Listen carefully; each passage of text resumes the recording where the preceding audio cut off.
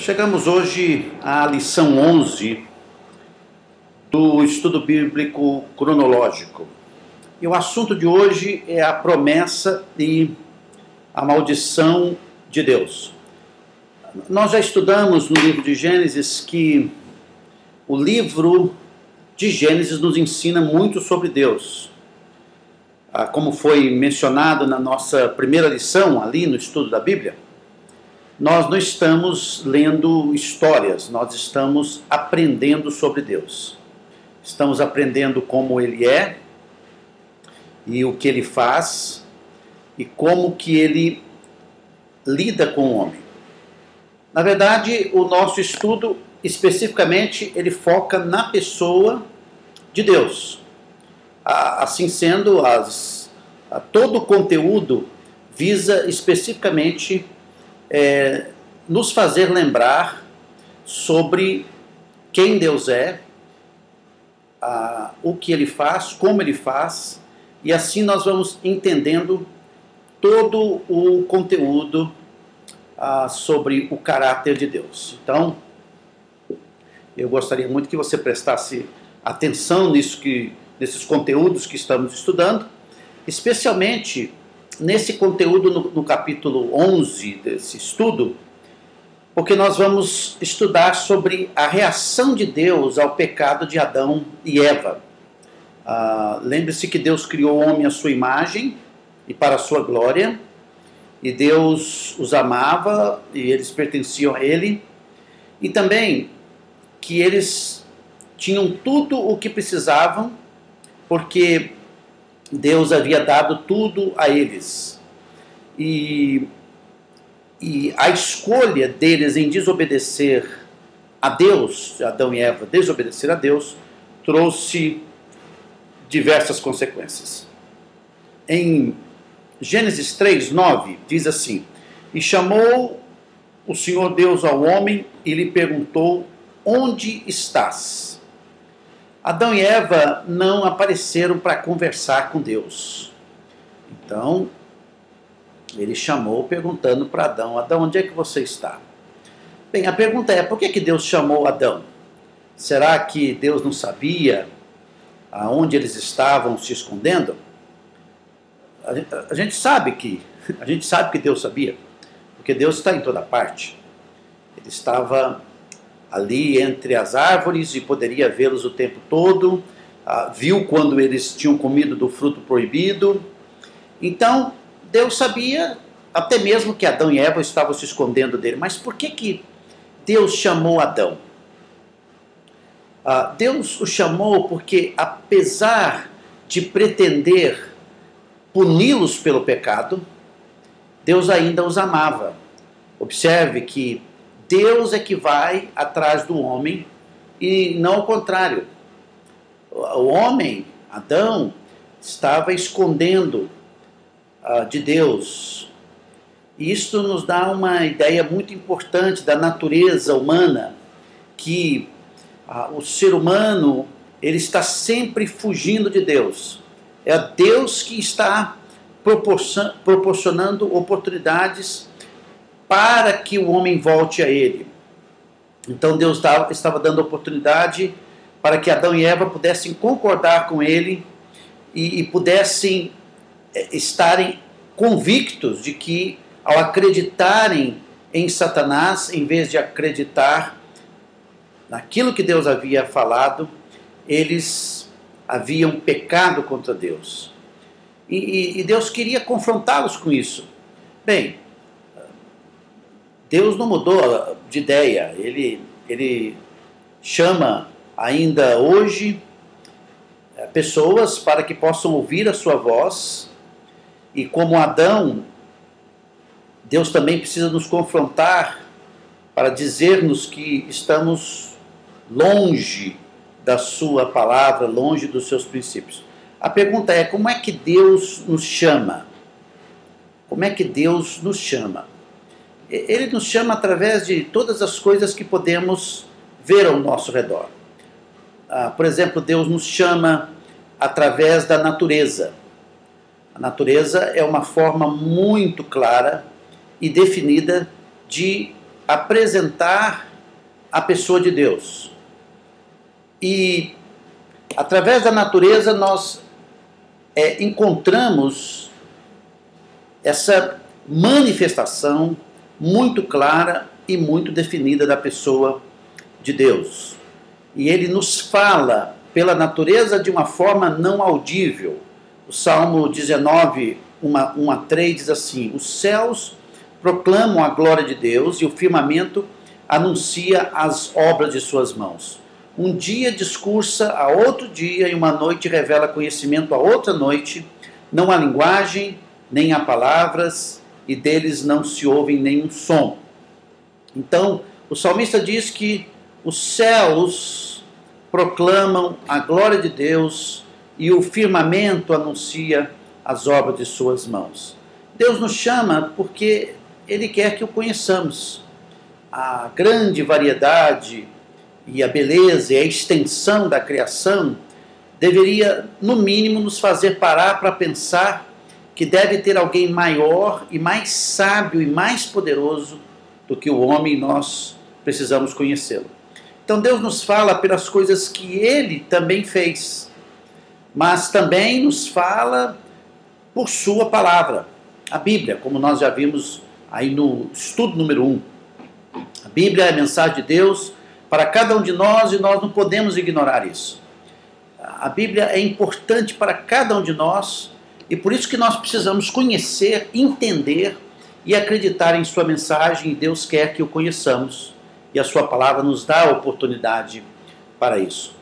Quando nós voltamos para o livro de Gênesis, depois que Deus pergunta para Adão aonde ele estava, num desejo de confrontar e de chamar Adão à responsabilidade, o versículo 10 diz assim: Adão ele respondeu: ouvi a tua voz no jardim e porque estava nu, tive medo e me escondi.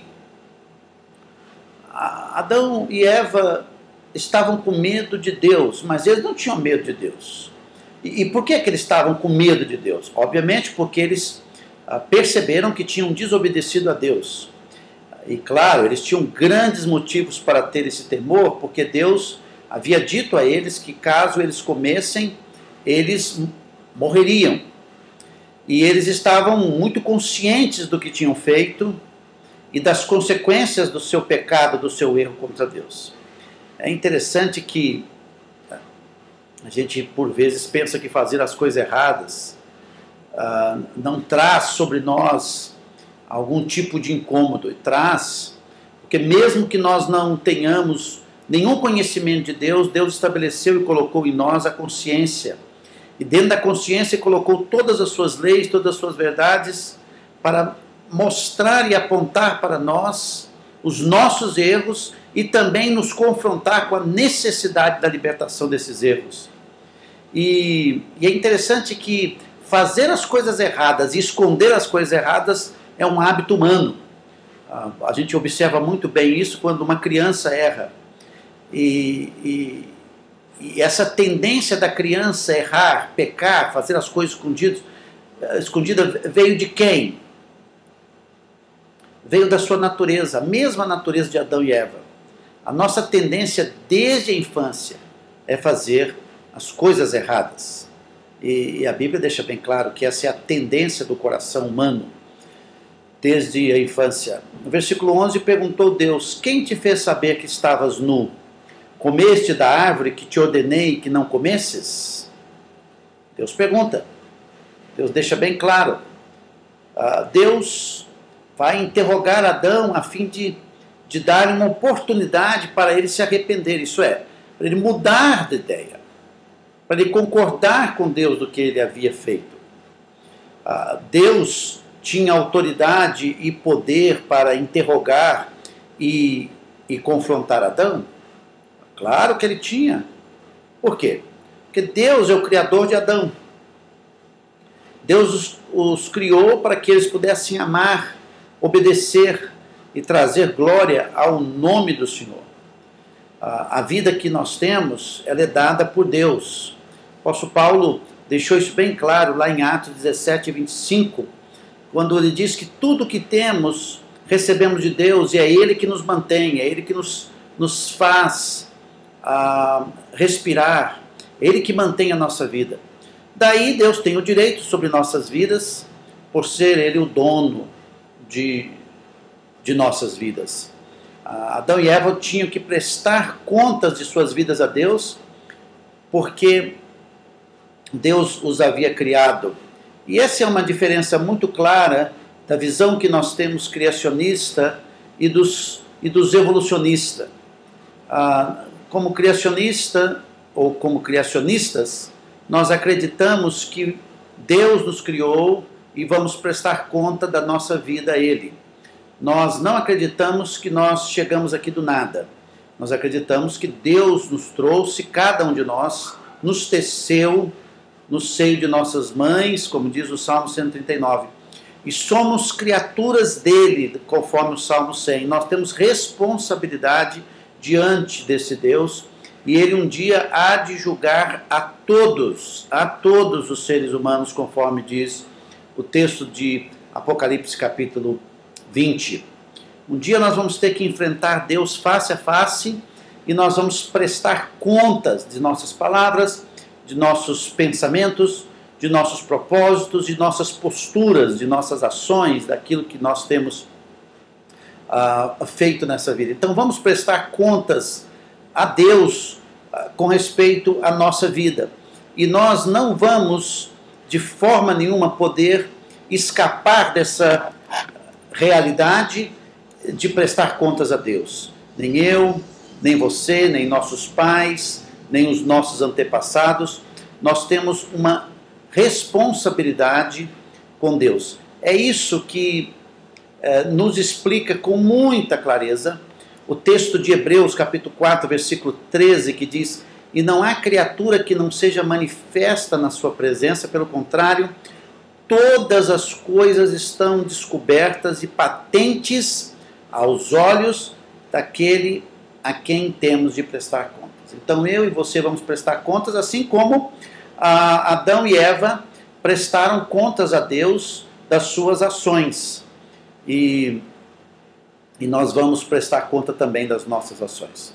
Em Gênesis, capítulo 12, capítulo 3, versículo 12 a 13, continua essa conversa de Deus com o homem. Então disse o homem: a mulher que me deste por esposa, ela me deu da árvore e eu comi. Disse o Senhor Deus à mulher: que é isso que fizeste? Respondeu a mulher: a serpente me enganou e eu comi. O que é que nós estamos vendo aqui? Nós estamos vendo um jogo de empurra. Ninguém é responsável por nada. O homem diz: eu não sou responsável pelos meus atos, o responsável é a mulher. A mulher diz: não, não sou eu, é a serpente. Então, um deslocar da culpa. Observe também que Deus já sabia de tudo, sabia quem tinha pecado. Mas o que esse texto mostra? Que a nossa tendência natural é que quando nós fazemos as coisas erradas, instintivamente nós queremos culpar alguém ou alguma circunstância. Muita gente inocente tem sofrido pelo descarregar da culpa de outras pessoas. Por exemplo, a sociedade tem gastado enormes somas de dinheiro para comprar absolvição de crimes e tantos outros delitos. E a tendência natural é arrumar um culpado constante para os nossos erros. E algumas terapias incentivam isso de uma maneira muito profunda e levam as pessoas a acreditar que ela deve tomar conta de sua própria vida e eliminar tudo aquilo que não a faz o centro da vida. Mas essa não é a visão de Deus. Deus não aceita nada disso. Deus chama os nossos pecados de pecados e Deus nos chama de culpados. Nós somos responsáveis pelas decisões que tomamos. Mesmo que as pessoas errem conosco, nós somos responsáveis pelas reações e decisões que vamos tomar devido ao erro dos outros para conosco. Agora, Deus sabe todas as coisas e Deus não aceita essas desculpas evasivas. Adão e Eva eram responsáveis diante de Deus. O ambiente, as pessoas, as palavras podem ter providenciado as condições. Satanás pode ter providenciado as condições, como realmente o fez, mas eles deveriam ter dito não. Quem escolheu os próprios caminhos foram eles mesmos, eles se tornaram responsáveis por eles. Isso aqui deve nos fazer lembrar que somos responsáveis pelos nossos atos. Nós temos responsabilidades, vamos prestar contas dos nossos atos diante de Deus. E muitas vezes algumas coisas passam meio impunes em relação aos erros dos homens entre os homens, mas não passa diante de Deus. O julgamento de Deus é muito firme, não vai mudar. Por quê? Porque Deus é santo, Deus é justo, Ele sabe de todas as coisas e fará sempre e exatamente o que Ele disse. Agora, Gênesis 3,14, nós vemos, continuando o conteúdo, diz assim: então o Senhor Deus disse à serpente: visto que isso fizeste, maldita és entre todos os animais domésticos e o és entre todos os animais selváticos, rastejarás sobre o teu ventre e comerás pó todos os dias da tua vida. Então, Deus sabia que tudo começou com a serpente, que atingiu primeiro Eva e depois Adão. Deus sabia de tudo isso. Deus, na verdade, ninguém pode fugir de Deus, porque Deus sabe literalmente de todas as coisas, sabe tudo o que está acontecendo, ele está vendo todas as coisas e sabia que a serpente tinha uma responsabilidade no erro, a pessoa de Satanás aqui. Então Deus começa pelo início, pelo princípio. Quem foi a pessoa responsável? Satanás. Então, Deus amaldiçoou a serpente porque ela foi usada por Satanás. Deus não nos diz como era a serpente antes de ser usada por Satanás para enganar Eva, mas sabemos que ela não rastejava sobre o ventre quando Deus a criou. Mas agora Deus disse que ela iria rastejar sobre o ventre e comer pó. Deus sabia que foi Satanás quem falou através da serpente para tentar Eva. E claro, nós pelo menos precisamos entender que a serpente com certeza não é o que é hoje, porque todos nós temos horror à serpente, pelo menos eu. Deus conhece muito bem Satanás, os seus espíritos, o que eles estão pensando, o que planejam fazer, e eles não poderiam também esconder nada de Deus. A lição 3, do estudo 3 do estudo bíblico cronológico, explica com detalhes, depois você pode ouvir ali. Então Deus castigará Satanás e todos os espíritos maus por todos os seus feitos perversos e por sua horrível desobediência a Deus. Então Deus vai ali, pune a serpente animal, e vem também para tratar com respeito a pessoa que estava por trás daquela serpente. Então, uma vez que Adão e Eva desobedeceram a Deus e seguiram o conselho de Satanás, eles foram separados de Deus e controlados por Satanás. Agora, Adão e Eva não estão ligados a Deus como estavam. Quando eles pecaram, eles se separaram de Deus e eles agora têm tendências, disposições para seguir o diabo. Satanás agora se torna o Deus deste mundo, a partir de Gênesis 3. Nessa altura, Satanás provavelmente pensou assim que havia derrotado Deus e que tinha agora o controle completo do mundo, de todas as pessoas. E era isso que Satanás queria. Agora, ninguém pode derrotar a Deus. Ele é o Criador todo-poderoso, Ele é o soberano. Deus entra na história e começa a conversar. Conversou com a serpente e puniu a serpente.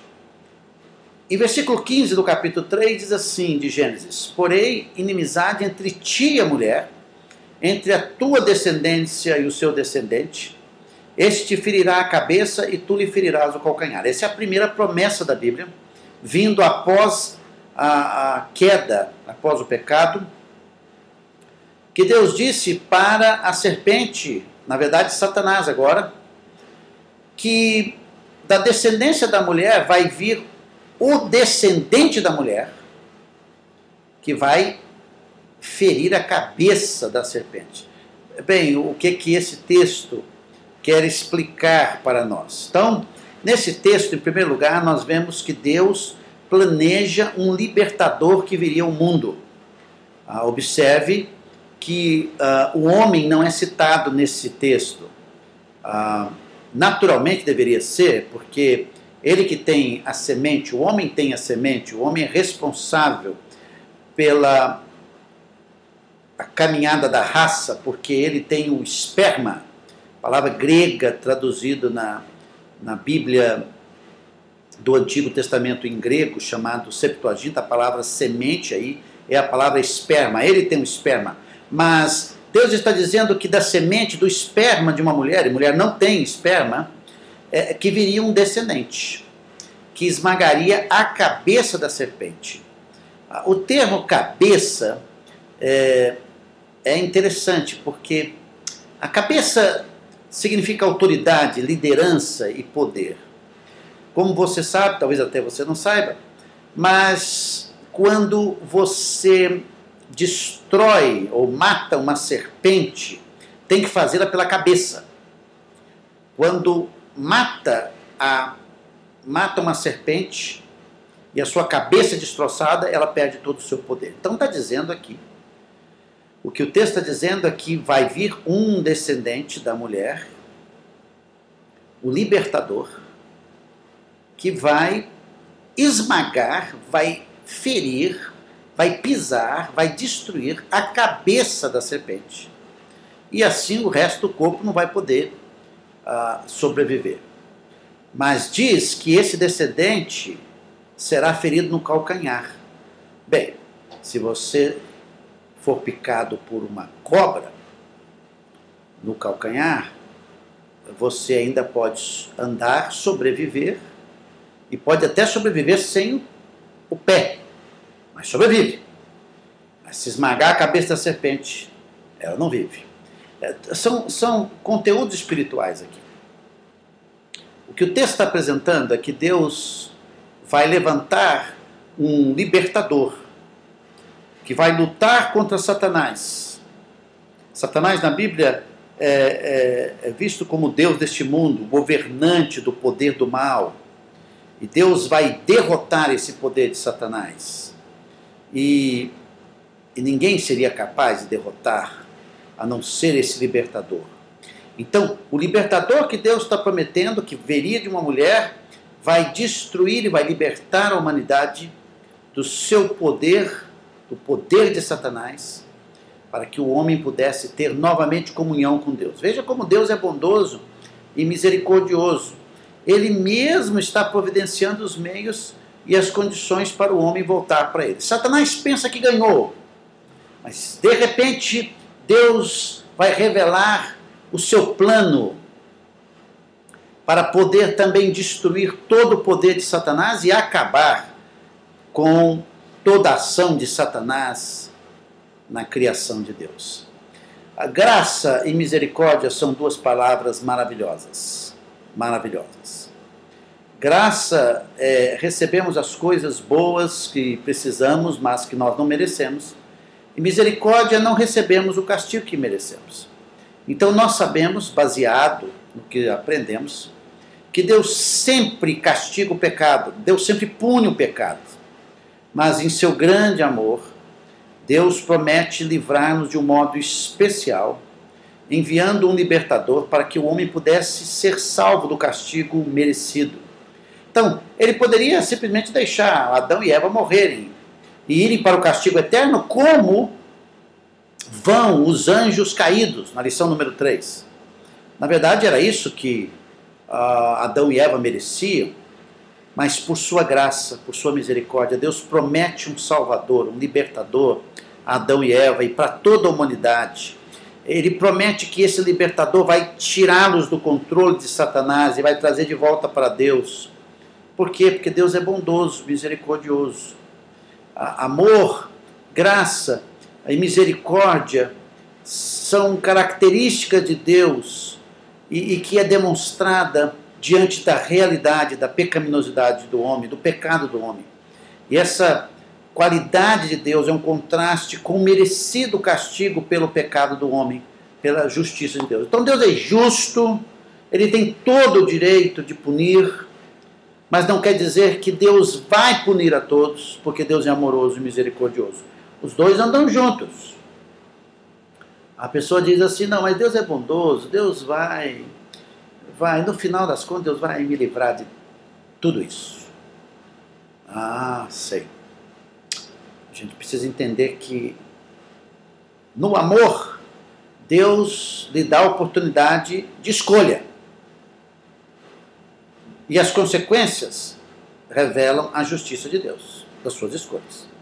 Deus disse para Adão não comer. Ele comeu, escolheu. E ele então é punido. Assim também nós. Viver longe de Deus, caminhar fora do plano de Deus é a sua escolha. Mas receber a justiça de Deus pela sua escolha é uma consequência. Deus é amoroso e misericordioso, mas Ele não é só amoroso e misericordioso, Ele é justo. Ele é justo. A Bíblia fala muito, muito sobre isso. Vamos ler o versículo 16, no capítulo 3, versículo 16 de Gênesis. Lemos assim: E a mulher disse: multiplicarei sobremodo os sofrimentos da tua gravidez, em meio de dores dará à luz filhos, o teu desejo será para o teu marido e ele te governará. Muito interessante. Então Deus trata com a serpente, trata com Satanás, agora trata com a mulher. Bem, a pergunta é, o que Deus trata com a mulher? Eva seria a futura mãe de todos os seres humanos e daria à luz filhos. E esses filhos que nasceriam com dores. Daí as mulheres têm dores no parto. Já é um grande incômodo a gravidez, mas tem a dor no parto, num processo normal, comum, humano. E esta é, em primeiro lugar, o castigo de Deus pela pecaminosidade de Eva. Também o texto nos diz que ela agora estaria sobre a autoridade do seu marido, diz o texto, a autoridade do seu marido. O desejo dela será para o seu marido, ele te governará. E daí nós temos uma briga constante nos casamentos em que homens precisam assumir a responsabilidade de dirigir os seus lares com autoridade, não com autoritarismo, mas com liderança. E a luta de uma mulher sempre, é manter-se debaixo da autoridade do seu marido. E veja a sociedade, veja se isso está acontecendo na sociedade. Qual é o plano de toda mulher sem o temor de Deus? É a independência. Vamos nos casar, mas eu não vou estar debaixo de ninguém, submissa a ninguém. Que é isso? Isso é um absurdo. Nós vamos estudar mais sobre isso, sobre casamento, mas faz parte dessa guerra agora. Uma mulher, biblicamente, mantendo o seu papel de mãe e de esposa, que é o que Deus planejou, tem dores físicas e dores na alma, estando debaixo da autoridade do seu marido. E o homem? E o que acontece ao homem? Continuando, versículos 17 a 19, diz: E a Adão disse Deus, visto que atendeste à voz de tua mulher, e comeste da árvore que eu te ordenara não comesses, maldita é a terra por tua causa. Em fadigas obterás dela o sustento durante os dias da tua vida. Ela produzirá também cardos e abrolhos, e tu comerás a erva do campo. No suor do rosto comerás o teu pão, até que tornes a terra, pois dela foste formado, porque tu és pó, e ao pó tornarás. Adão escuta a voz de Deus, de desagrado de Deus e de punição, de castigo ao ter escutado a voz de Eva, ao invés da voz dele, de Deus. E Adão sabia muito bem que Deus havia dito, mas ele preferiu seguir o quê? Seguir as suas sugestões, seguir as intenções do seu coração, ouvir a voz de Eva, ao invés de fazer a vontade de Deus. E quão sutilmente, né, Satanás trabalha, tentando fazer com que acreditemos nele, não em Deus. E por Adão e Eva terem ouvido a Satanás, caído nessa cilada e desobedecido a Deus, ele diz que daqui em diante a terra seria amaldiçoada. Antes do pecado, Adão cuidava do jardim. Tudo crescia sem que Adão fizesse qualquer esforço. Mas agora, com o pecado, a terra vai ter ervas daninhas, a terra vai ser suscetível a pestes, a terra vai ser seca, vai precisar de muito trabalho ali para poder algo nascer da terra. O trabalho de Adão é dificultado. Os resultados do pecado começam a ser vistos de forma clara. E aquele jardim encantador, preparado por Deus, já perdeu a sua beleza na entrada do pecado. Na verdade, todas as coisas más deste mundo existem por causa da desobediência a Deus. E Satanás está solto nesse mundo, alimentando a realidade do mal na vida e no coração das pessoas e procurando todos os meios de destruí-las. Tudo que Deus criou é bom. E Deus criou, por exemplo, o homem para ter prazer nas coisas.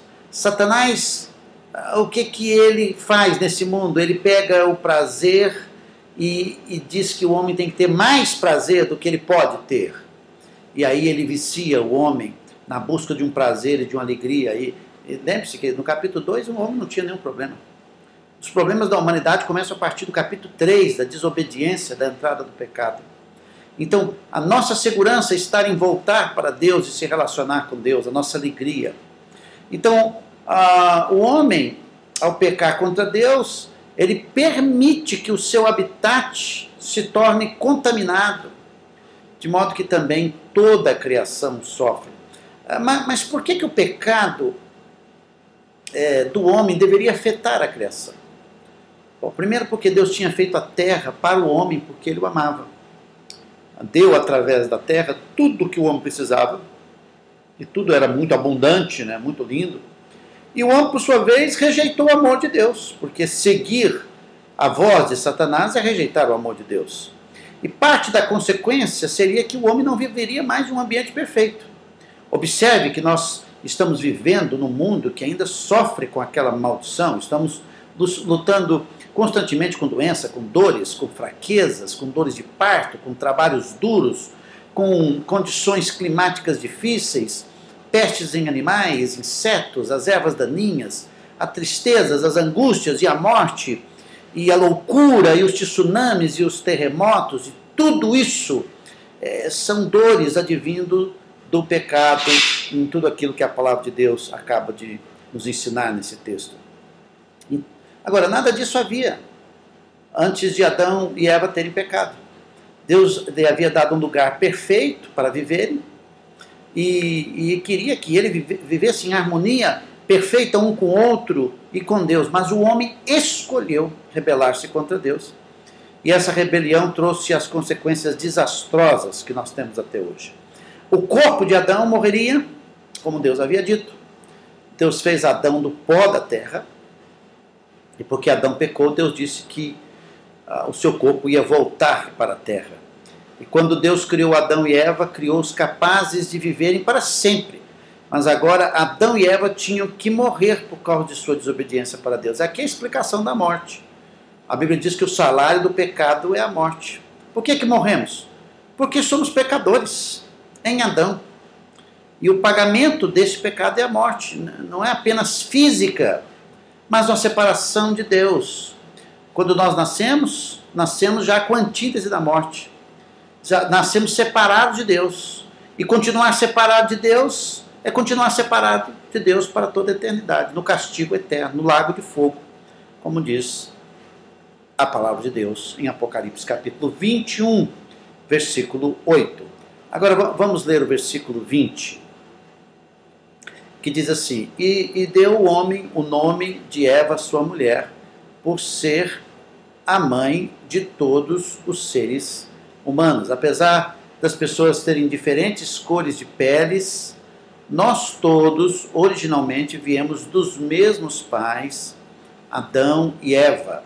O apóstolo Paulo diz em Atos 17, 26, que de um só criou todos os habitantes da terra, todas as raças, de um só homem. Então Eva foi a primeira mulher e a mãe de todo ser humano. Adão foi o pai de todos nós. Adão foi separado de Deus e desobedeceu a Deus. O pecado de Adão arruinou a perfeita relação que ele tinha com Deus, a perfeita relação de Deus com a terra, o lugar onde eles estavam habitando, onde nós habitamos. E o pecado desencadeou uma corrente de tristezas. E é por causa de Adão que todos os descendentes de Adão também morreriam. Essa é a explicação muito clara, explicada assim, vamos dizer, pelo apóstolo Paulo, em Romanos, capítulo 5, versículo 12. Ele diz assim: assim, portanto, como por um só homem entrou o pecado no mundo. Quem? Adão. E pelo pecado, a morte, porque Deus disse que o dia que comessem eles morreriam. Paulo explica: assim também a morte passou a todos os homens, porque todos pecaram. O que é que Paulo está explicando? Paulo está explicando que todos nós viemos de Adão. E todos nós somos pecadores. E como Adão morreu, assim também a morte passou para todos os descendentes de Adão, todos nós. Eis a razão por que morremos. Porque somos todos o que? Pecadores. Todas as pessoas de todos os países morrem porque nós todos somos descendentes de Adão. Aonde tem pessoas, precisa ter um cemitério, porque todos vão morrer. Então, deixe-me concluir esse estudo. Satanás não fez Adão e Eva pecar. Não. Adão e Eva sabiam o que Deus havia dito. Eles desobedeceram a Deus porque quiseram. Satanás sugeriu, Satanás criou a circunstância. Ele tentou, mas foi Adão e Eva que escolheram. Agora, vamos pensar um pouco no amor que Deus havia demonstrado para Adão e Eva. Ele havia criado todas as coisas boas, lindas, úteis, perfeitas, bonitas. Deus criou tudo que dava vida. Deus, como um criador amoroso, comunicava-se com eles. Eles estavam satisfeitos com Deus e Deus satisfeito com eles. E com certeza, no seu tempo, Deus ia explicar tudo sobre o pecado. Agora, vamos pensar no horror que o pecado ocasionou. Porque o maior horror do pecado é dizer que nós podemos ser felizes longe de Deus. Longe de Deus. A tentação, como vimos no versículo, no estudo 10, a tentação estava dizendo: tudo vai dar certo, tudo vai dar certo, tudo vai ser melhor sem Deus. E olha a desgraça, olha a mentira de Satanás, mentiroso. Satanás queria assassinar Adão e Eva, queria que eles pecassem contra Deus. O pecado e estar longe de Deus tem um preço muito grandioso. Não há vida longe de Deus. Mas Deus amorosamente os preserva. Deus pune, mas Deus preserva a vida deles. Deus foi muito gracioso também em dar uma promessa de enviar o libertador. Porque o amor de Deus é maravilhoso. é maravilhoso. Quão triste é o pecado à luz do grande amor de Deus. O pecado trouxe terríveis consequências, que nós estamos vivendo com ela todos os dias. Na Bíblia, a gente consegue enxergar como todas as tristezas da vida começou, como também nós conseguimos enxergar um Deus santo, justo, reto, verdadeiro, perfeito em tudo que faz. Então Deus é um Deus de amor, Deus não criou nada para o mal, mas é a nossa tendência, desde Adão, de querendo dirigir nossas vidas, achando que vamos dar certo longe de Deus. Meu conselho a você é que você volte ao amor de Deus e desfrute do amor de Deus, porque estar com Deus é estar com a sua vida segura. Na lição número 12, nós vamos ver o que Deus fez para suprir graciosamente a necessidade de Adão e Eva. O meu desejo é que você vá acompanhando esses estudos para que você possa desenvolver e crescer. Hoje, uma lição muito importante, porque nós estamos estudando especificamente sobre as consequências do pecado. O problema do homem chama-se pecado. O problema do homem não são as pessoas, não são as circunstâncias, não são as coisas, não são ter e não ter. O problema do homem reside no pecado, e o pecado está dentro do coração dele. O dia que ele trata o pecado, a vida fica boa. Como é que a gente trata o pecado? Você precisa acompanhar esses estudos para que nós possamos explicar com mais detalhes. Deus abençoe a sua vida. Nos encontramos no estudo número 12.